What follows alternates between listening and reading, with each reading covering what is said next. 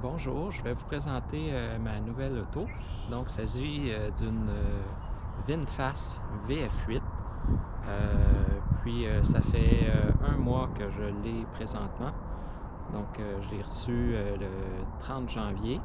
Puis, c'est sûr que c'est une utilisation l'hiver que je vais vous montrer un petit peu qu'est-ce qui m'est arrivé dans ce mois et les détails de cette magnifique voiture. VinFast est une jeune entreprise vietnamienne qui conçoit des véhicules électriques. Elle produit présentement des scooters et des autobus électriques, en plus de produire des automobiles électriques. En 2023, elle a produit tout près de 35 000 automobiles électriques, ce qui fait une augmentation de 374% par rapport à 2022. Donc, nous avons décidé de nommer notre auto Hulk, car il s'agit d'un véhicule avec... nous avons pris le modèle Eco. Et c'est avec 349 chevaux et 2 moteurs roues, donc 4x4. Elle a une batterie de 87,7 kW et elle peut théoriquement faire dans les meilleures conditions 425 km pour ce modèle Eco.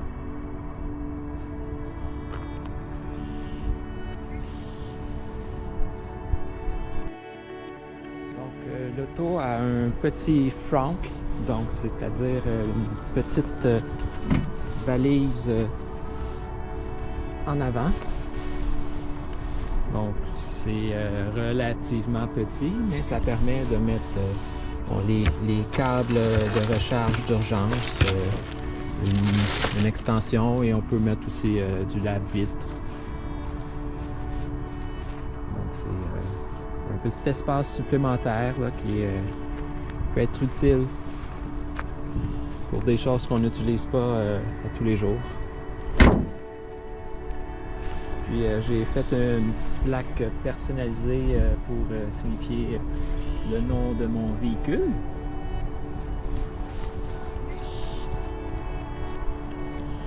Donc l'automobile a des miroirs que lorsqu'on barre l'auto, vont se fermer automatiquement.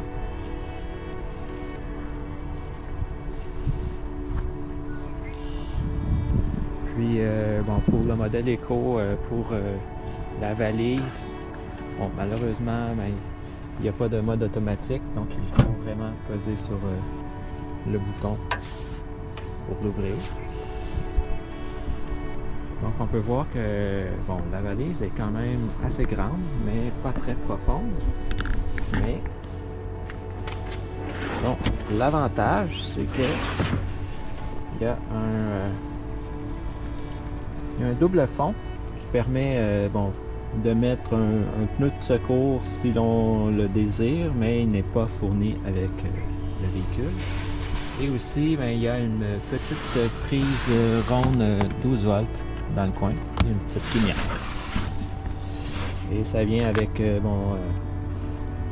petit outil pour gonfler les pneus.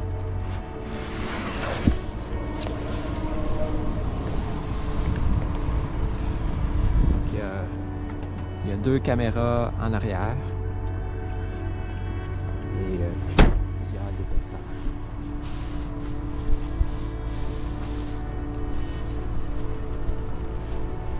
Donc, ça vient avec des roues de 19 pouces. Et le modèle Plus et Plus Performance vient avec des roues de 20 pouces, mais malheureusement, lorsqu'on a des roues plus grandes, l'autonomie du véhicule est réduite. regarder l'espace arrière. En passant, ben, j'ai acheté des tapis moulés extra pour le véhicule. Puis d'une des personnes du groupe Facebook VinFast Québec, Tony. Donc si vous en voulez communiquer avec lui, ils sont vraiment très bien et à bon prix. Donc si on regarde l'espace arrière, donc on voit là qu'il y a quand même passablement d'espace pour les jambes. Et bon, le siège, moi je suis pas très grand, donc il est pas beaucoup reculé. Mais même à ça, il pourrait être reculé vraiment encore beaucoup. Contrairement à la majorité des autres véhicules électriques, mais il y a une bosse dans le milieu pour les passagers du milieu.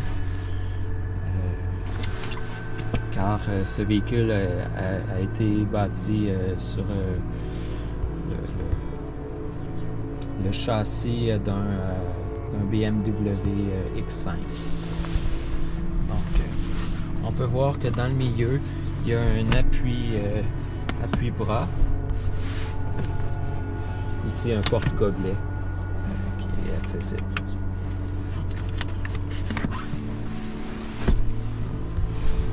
Et au niveau des sièges, il est possible de baisser les sièges ou de les coucher un peu plus.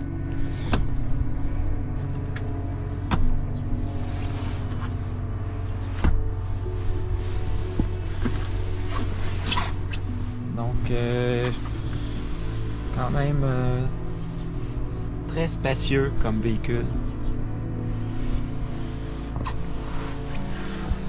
Et on peut voir que l'écran est relativement grand. C'est un écran de 15,6 pouces. Et bon, particularité de ce véhicule, mais nous avons pas de tableau de bord indiquant la vitesse, mais heureusement, nous avons un projecteur qui affiche l'information requise dans la vitre directement. Donc c'est un beau plus comparé à une Tesla qui n'a absolument rien là, à part le grand écran. Et on voit là qu'il y a deux prises USB en avant. Et en arrière, il y a deux autres prises USB qui sont 90 watts, donc suffisamment pour recharger un portable. C'est certain que ça va affecter l'autonomie du véhicule, car ça va prendre la batterie du véhicule pour se recharger.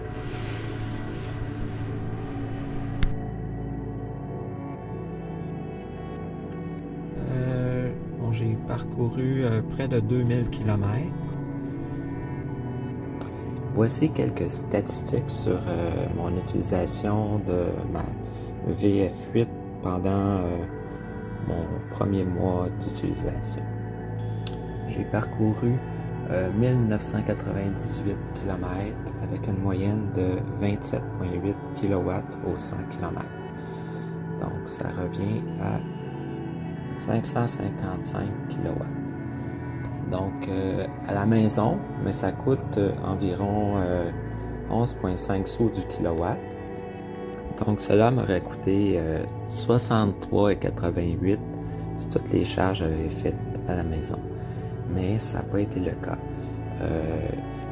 Nous avons eu une gratuité pendant 1 an des recharges par circuit électrique.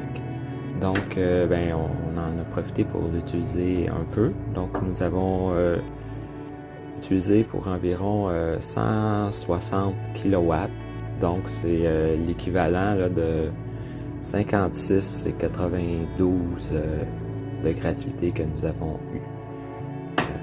Donc en réalité, le coût à la maison, c'était sur 395 kW seulement. Donc ça revient à 45 pour les recharges à la maison. Ça nous a coûté. Donc un coût moyen de 2,27 sous du kilomètre. À noter que les recharges rapides l'hiver ne sont vraiment pas bonnes avec le VF8. J'ai eu au maximum 49 kW même sur des charges de 180, 120, 100. C'était rarement là, plus de 37 kW que j'obtenais. Donc c'est certain que tant qu'il n'y aura pas de préconditionnement de la batterie, les charges l'hiver, c'est vraiment pas efficace. Et comme le coût est à la minute, on est les grands perdants là, à recharger dans des bornes publiques rapides. S'il faut payer, ce n'est pas le cas pour moi. Voici quelques péripéties qui m'est arrivé avec mon véhicule. Donc la première, c'est après que j'ai fait changer mes pneus d'hiver au garage du coin. Le lendemain matin, j'avais le pneu arrière droit qui était complètement dégonflé.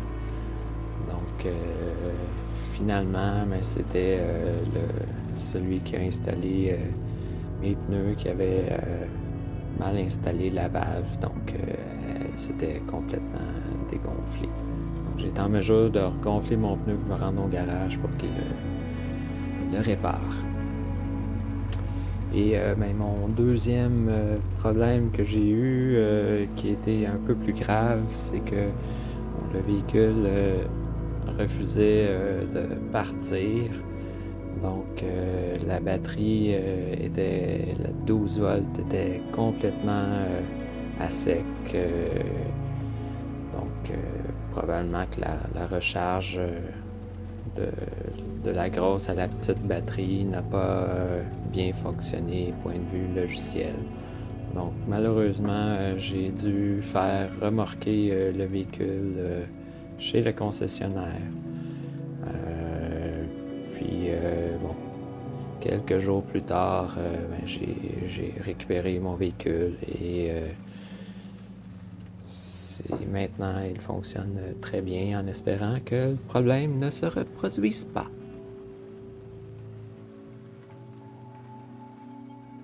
Et pour conclure, je peux dire qu'après un mois d'utilisation de mon VF8, je suis très content d'avoir fait cet achat. Puis j'espère que j'aurai plus de problèmes dans les prochains mois et que tout va bien aller. Pour la saison chaude qui s'annonce, ça risque encore d'être un meilleur véhicule. Et tous les mises à jour que nous risquons d'avoir prochainement qui devraient améliorer beaucoup le véhicule.